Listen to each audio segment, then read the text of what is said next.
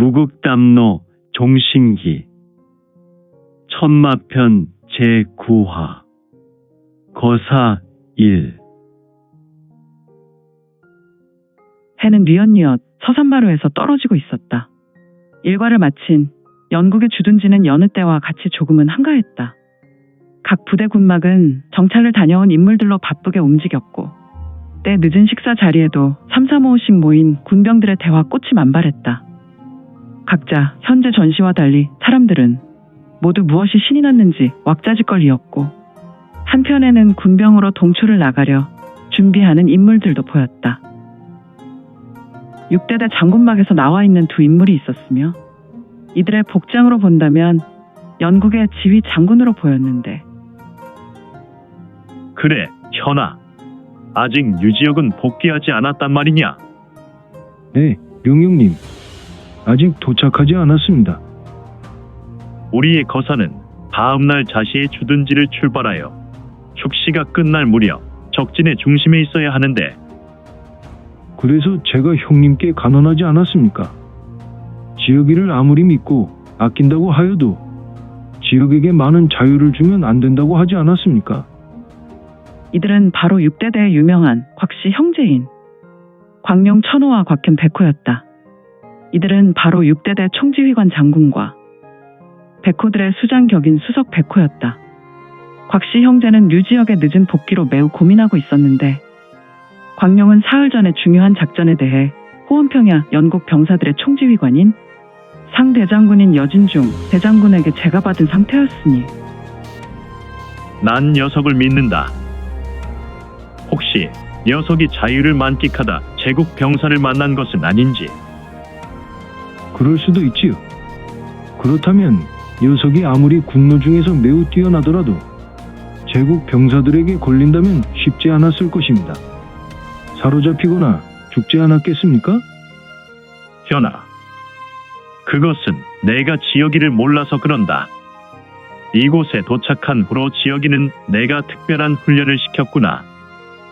특히 녀석의 무공은 상노인에게 부탁하여 관리되었던 녀석이다. 아, 상노인을 말입니까? 상노인께서 나서서 녀석을 사사했단 말인가요? 물론이구나. 이것은 내가 부탁하기 전에 상노인께서 직접 지혁이를 가르치겠다고 하셨지. 허, 말이 되는가? 상노인은 구주 21천 중에서 권천이시지 않습니까? 어떻게? 현아. 내 입에 담을 수 없는 분을 거론하면 안 된다. 우리 형제가 감히 그분의 이름을 거론할 위치가 아니구나. 이크 죄송합니다. 저도 모르게 상노인에 대해 거론했습니다. 그래, 강호기인 이사 중에 상노인과 같으신 분이 없구나. 우리는 그분의 그림자도 감히 밟아서는 안 된다. 과거 소시적에 우리 할아버지께서 상노인을 도와준 인연으로 그분이 우리를 상대해 주시는 것이지. 아니면 어떻게 그분을 대면하여 그분의 은혜의 부스러기를 주워 먹을 수 있더냐? 아, 네. 형님, 제가 큰 실수를 하였습니다. 곽천호와 그의 동생 곽현 백호가 대화를 나눌 때 군막 저편 끝 언저리에서 사람들이 웅성거리는 소리가 들려왔다. 이때 곽천호의 부관이 달려와 아른다. 장군, 무슨 일이 있느냐? 왜 이렇게 소란스러운 것이지? 군노 중에 유지혁이 경내에 들어왔습니다. 부관의 말로 곽천호는 얼굴에 화색이 돌았고 그런데 무엇인가? 혹시 지혁이에게 무슨 일이 있는 것인가? 네, 그것이 어서 말하게. 부천호. 네, 장군. 다름이 아니오라. 류 군노의 옷이 심하게 찢겨 있었습니다. 그는 넝마를 걸치고 있어서 그것이 옷인지 걸레인지 모를 정도이옵니다. 그래. 그러면 지혁이가 크게 다친 것인가? 아니, 그것이 너무 이상합니다. 분명히 녀석이 입고 있는 그 넝마 같은 옷에 피가 잔뜩 묻어있건만 녀석은 너무도 멀쩡하고 오히려 얼굴에서 밝은 광채가 나는 듯하옵니다. 응? 모를 일이군. 광룡은 부천호의 말에 하늘을 보며 자신의 수염을 만지며 상념에 빠졌고 그 옆에 있었던 수석 백호곽현이 의문의 얼굴로 혼잣말했다. 잠시 후 고개를 내리고 광룡이 말한다. 그렇다면 녀석을 내게 속히 데려오게. 네, 지금 상노인이 녀석과 만나고 있습니다. 그래. 그렇다면 상노인께서 녀석과 만남의 시간이 끝난 후에 내게 속히 데려오게. 우리는 내일 오전에 정비를 마치면 모레 새벽에 있는 거사에 대비해야 하니 자네도 알지. 이번 거사의 류지역은 매우 중대한 임무를 수행해야 하고 그의 역할로 거사의 승패가 결정된다는 것을. 네, 잘 알고 있습니다. 장군, 나는 오늘 저녁에 녀석과 술을 좀 마시며 대화를 할 것이니 말이야. 그리고 현아는 특무조는 선발해 놓았느냐? 네, 장군. 저 포함 백호 3명과 부백호 9명을 준비했습니다. 녀석들은 각각 요인 암살에 특화된 훈련을 이수했던 자들로 그 분야에서 다른 이들보다 뛰어난 실력을 갖추고 있습니다. 그래, 특무조는 지금 이 시각부터 내일 새벽까지 자유시간을 주되 술과 음식을 특별히 제공하고 그들의 행사에 일절 관여하지 말도록. 척! 알겠습니다. 장군. 수석 백호곽현은 비록 친형이 천호 장군이었지만 공적인 명령이기에 무릎을 꿇고 부복하여 순복하며 절도 있게 대답했다. 휙! 저벅. 광룡은 뒤로 본인의 막사로 들어갔고 곽현은 일어나 부천호에게 허리를 약간 숙인 후 예를 올리고 본인의 일로 걸어 나갔다. 저벅. 허허, 부럽군. 나도 내 친형이 나의 상관이라면 중요한 작전에 중용되어 적을 섬멸하고 놀라운 공을 세워 연국에서 무상의 지위를 누리고 싶으나 제길, 나이는 먹어가는데 내 한계는 부천호가 전부인 것 같구나. 후유. 부천호란 인물은 수석 백호곽현이 걸어가는 뒷모습을 보며 깊은 한숨을 쉬었다. 그리고 그는 고개를 좌우로 흔들며 수석 백호가 걸어간 반대 방향으로 천천히 걸어갔다. 자시 무렵 호원평야 연국 주둔지. 하늘의 달은 반이 사라진 것으로 반달이 되어 하늘에 홀로 떠있는 모습이었다. 지상 주둔지 장군 막사에 흑의 무복을 입은 자들이 보였으니 이들은 하나같이 얼굴에 두건도 뒤집어 쓰고 있었다. 오직 한 사람만이 검은색 무복의 얼굴이 보였는데 너희들은 이제 연국의 영광을 위해 마땅히 몸을 사를 기회가 왔구나. 광룡이었다.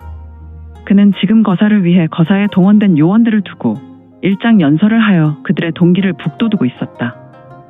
도대체 이들은 이 새벽에 무엇을 하려고 하는 것일까? 하여 너희들은 오늘 죽기를 각오해야 한다. 우리는 우리의 가족과 우리의 아들을 본가에 두고 이 전장에 나왔다. 그것은 누구를 위한 일인가? 바로 너희를 위한 것이요. 너희 자식들을 위한 것이요. 바로 너희 선조들의 얼을 받드는 것이다. 후! 이제 겨울이 오려나 날은 매우 쌀쌀했다. 아침과 저녁은 살에 애는 듯한 바람이 오가는 호원평야였기에 지금 광룡의 입에서는 진한 입김이 흘러나왔다. 자, 시간이 되었다. 수석 백호는 특무조의 앞장을 서라. 나는 뒤에서 따를 것이니 거사를 전개하라. 현무군의 영광을, 연국의 영광을, 국왕께 충성을. 광룡 포함 특무조 14명은 목소리를 높여 외쳤고 그들 중 한 사람이 앞장서니 다른 사람들 모두 따라 나선다. 그런데 왜 14명인가? 분명히 곽현은 광룡에게 12명을 언급했고 광룡을 포함하면 13명이 맞을 것인데 한 사람은 누구일까? 광룡도 맨 뒤에 따르며 얼굴엔 검은색 두건을 뒤집었었다. 이제 사람들은 누가 누구인지 구분이 되지 않았으며 이들은 무림에서 이야기하는 신속한 신법을 전개하게 되었다. 그러나 상승 무공이 아닌 그저 평범한 신법으로 사람이 달리는 것보다 빠르지만 그렇다고 해서 말보다 빠른 신법은 아니었다. 사람들이 오솔길을 따라 달렸고 얼마 되지 않아 평야가 나왔으며 이미 추운 겨울의 길목인지라 그들의 좌우 옆은 진한 갈색의 갈대가 즐비하여 바람에 이리저리 흔들렸다. 사람들이 반달이 비추는 달밤에 신속히 신법을 전개하여 바람 따라 달려나갔으니 상노인께서는 들리십니까? 광룡의 전음이었다. 왜? 나를 찾는가? 역시 계시는군요. 누구의 부탁인데 내가 외면할 수 있겠는가? 송구합니다. 권천께 이런 무례한 부탁을 했으니 말입니다. 무슨 자네 가문과 내가 그런 사사로운 관계인가? 그래도 권천께서는 우리 연나라 국왕께서도 쉽게 대하는 인물이 아닌 무상의 신분과도 같으신 분인데 말입니다. 응. 아닐세. 내가 지연과 연을 맺었으니 당연히 자네 곽가장의 일을 내 일처럼 도와야 함세. 그래야 지하에 있는 지연이 나를 좋게 볼 것이니 말이야. 내가 이 나이 맞도록 더는 즐거운 것이 없어. 그러나 자네는 이곳에서 내게 지역이를 소개해주지 않았나? 아, 그런데 지금 두 사람은 신법을 전개하며 무리와 함께 이동하고 전음을 전개하고 있었다. 혹시 지역이에게 금왕단을 먹이셨습니까? 물론이지. 자네의 부탁으로 아이에게 두 알 먹였네. 이런 두 알이라면 아이가 폭발하지 않겠습니까? 응. 일반 군노였다면 폭발하는 것이 맞겠지. 아마도 반 시즌이 못 되어 세맥과 신맥이 터져 폭발하는 것이 맞을 걸세. 하지만 지역이는 다른 녀석과는 비교되지 못할 특별한 신체를 가진 아일세. 그러니 그런 걱정일랑 하지 않아도 되네. 정말입니까? 녀석이 사지로 걸어 들어갔지만 나는 금왕단 두 알로 안배했지. 이제 녀석이 살고 죽는 것은 오직 하늘의 뜻에 맡겨야 하네. 나는 녀석에게 매우 큰 흥미를 느꼈지만 상대 장군의 뜻을 거스를 수가 없더군. 군노는 군노일 뿐. 이 전쟁에서 우선 군장을 챙기고 오직 군장을 위해 군노를 우선 희생해야 한다는 강력한 의지를 내게 피력했네. 그는 분명히 대영국의 백전우장이지만 그도 사람일 뿐 그 이상 그 이하도 아닐세. 네, 지금쯤 녀석과 군노 3천여 명이 각각 세 방향으로 제국의 주둔지를 휩쓸고 있을 것인데 말입니다. 우리는 오직 대장군막을 위해 잠입할 것입니다. 자네의 계획은 잘 알고 있네. 북측 골짜기 산하를 내려갈 것이란 말이지. 네, 그렇습니다.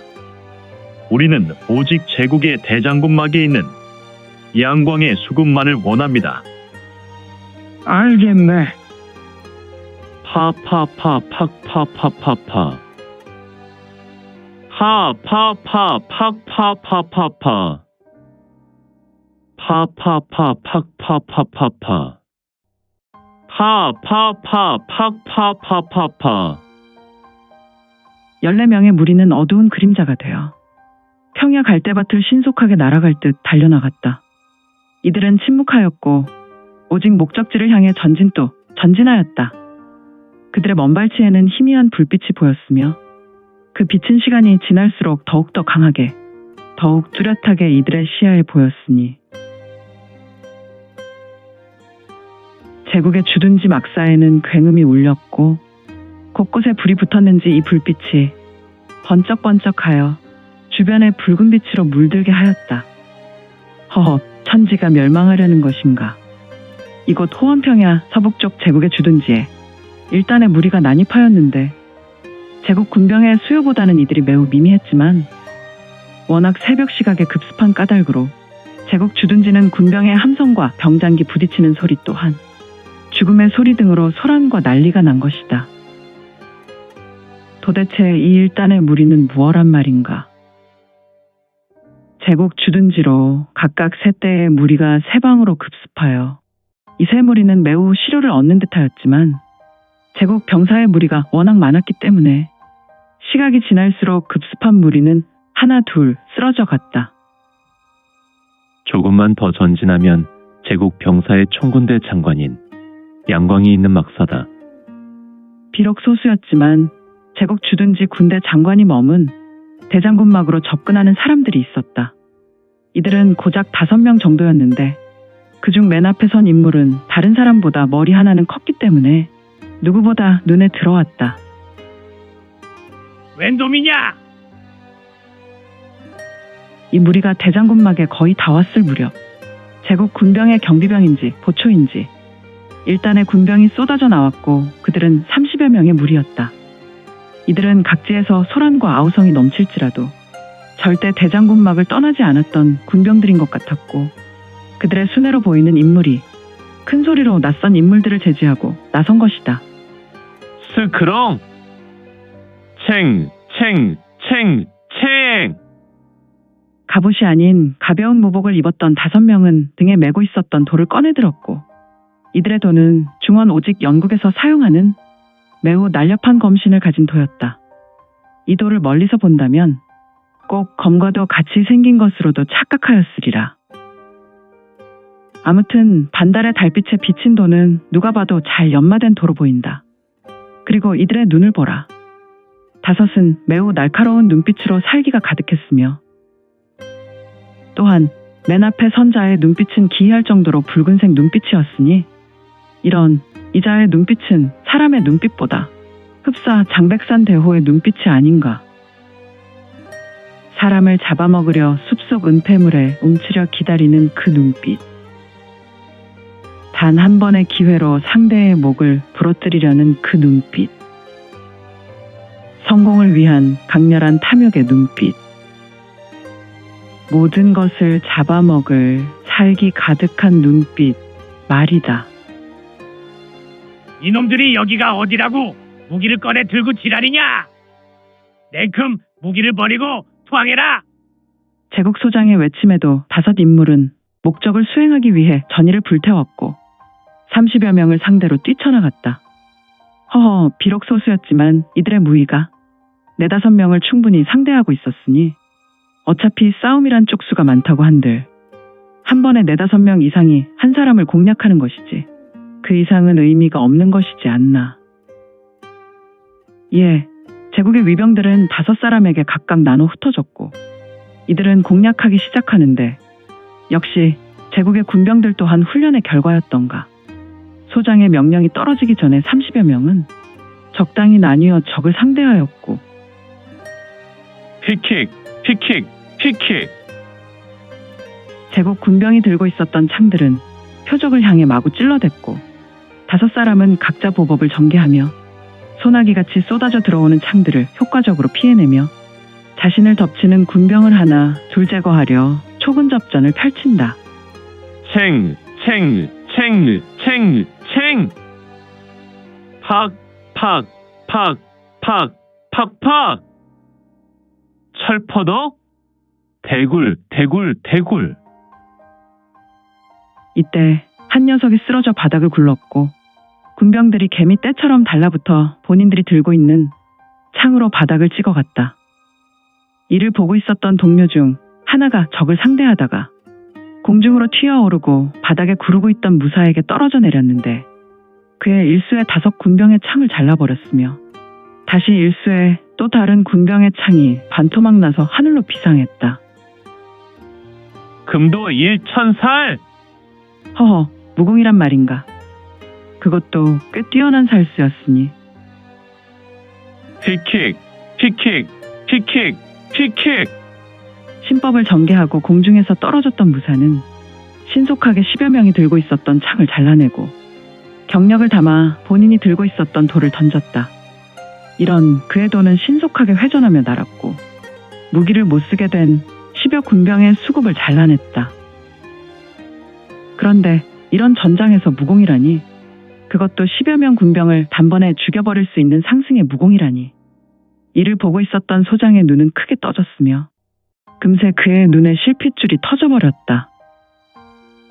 하지만 소장의 놀람과 상관없이 빠르게 회전하며 돌던 무사의 도는 붉은색 광채에 덮인 채 더 전진하여 10여 명의 군병의 수급을 더 잘라버린 후 주인에게 돌아왔다. 척! 돌을 잡아챈 무사의 눈빛은 더욱 강렬하였고 이 눈빛은 지옥 여망아수라의 눈빛이던가. 그는 고개를 내렸다. 좀 전 바닥을 구르던 본인의 동료는 그 신형에서 구멍이 나 사방으로 피를 흘리고 있었고 입에서 꾸역꾸역 핏물을 쏟아내었다. 그는 총각이 못 되어 반드시 죽을 것인데 그는 무언가 동료에게 말하는 것처럼 보였으나 그새 생명을 놓고 죽어버린다. 이런, 고지가 눈앞에 보이건만.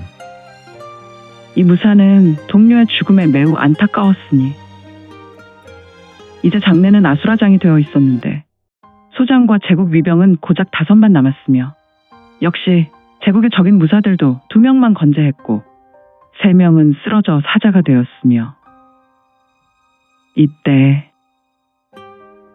색.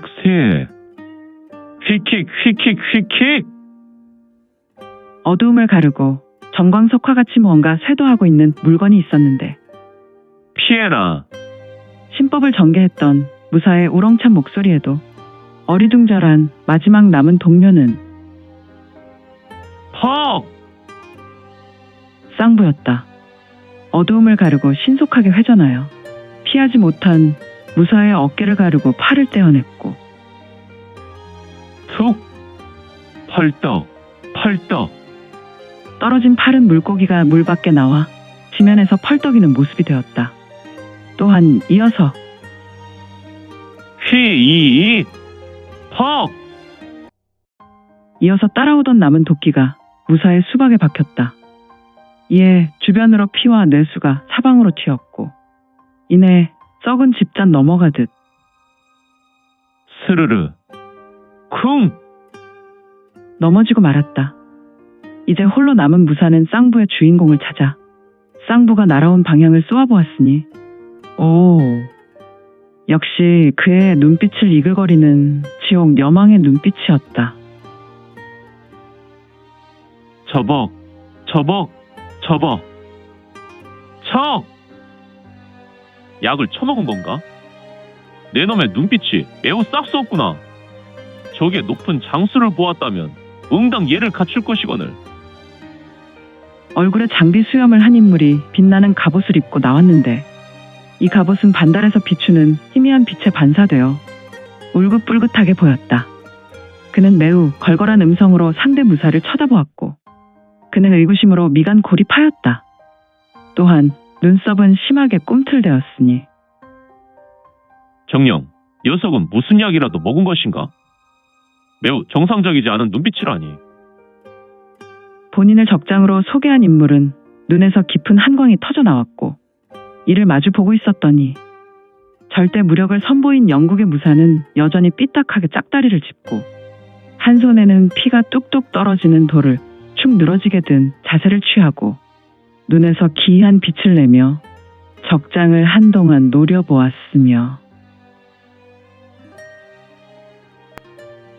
오늘 준비한 내용은 여기까지이고요.